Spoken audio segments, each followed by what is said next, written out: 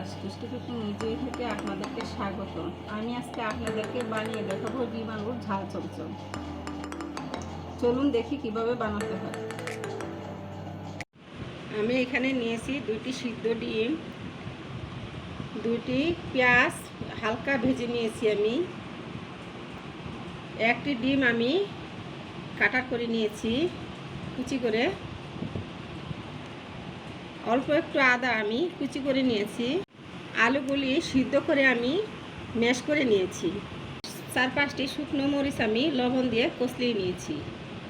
সিদ্ধ ডিম 2টি আমি এইভাবে মাঝখানে কেটে ভাগ করে নিয়েছি। আমি লবণ দিয়ে কষলিয়ে রাখা মরিচ, শুকনো মরিচ দিয়ে দিচ্ছি, পেঁয়াজ দিয়ে দিচ্ছি,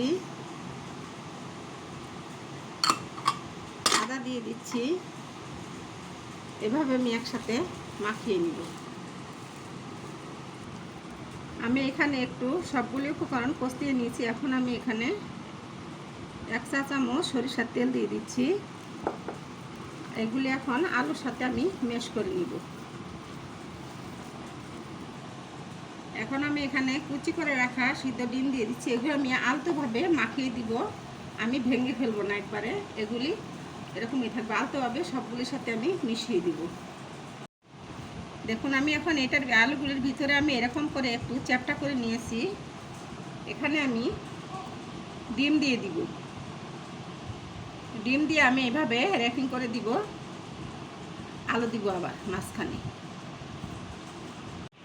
ডিমটি আমি পুরোটা আলুর ভিতরে কভার করে নিয়েছি। এভাবে দেখুন অনেকটা দেখতে চমচমের মতো হয়েছে। এখন আমি ডিমের মধ্যে আমি একটু চুবিয়ে নিব। এভাবে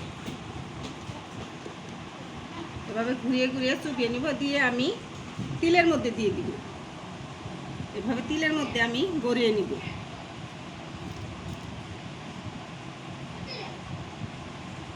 দেখুন আমি পুরোটার মধ্যে আমি তিল দিয়ে কভার করে দিয়েছি। এইভাবে আমি সবকটি করে নিব। দেখুন আমি এভাবে সবকটি চমচম তৈরি করে নিয়েছি। দেখুন এখানে আমি প্যানে তেল দিয়ে দিছি। পুরোপুরি ডুবে যাবে না, এরকম করে ভাজতে হবে। এক পিঠ হয়ে গেলে আরেক পিঠ উল্টিয়ে দিতে হবে। আমি এইভাবে এটি ভেজে নিব। এভাবে ঘুরিয়ে ঘুরিয়ে বাদামি কালার করে নেবেন আপনারা। এভাবে আমি ঘুরিয়ে ঘুরিয়ে বাদামি কালার করে ভেজে নিব সবকটি। হয়ে গিয়েছে, আমি এখন এভাবে সবকটি উঠিয়ে নিব। আমি দেখুন তৈরি হয়ে গেছে আমার ডিম আলুর ঝাল চমচম।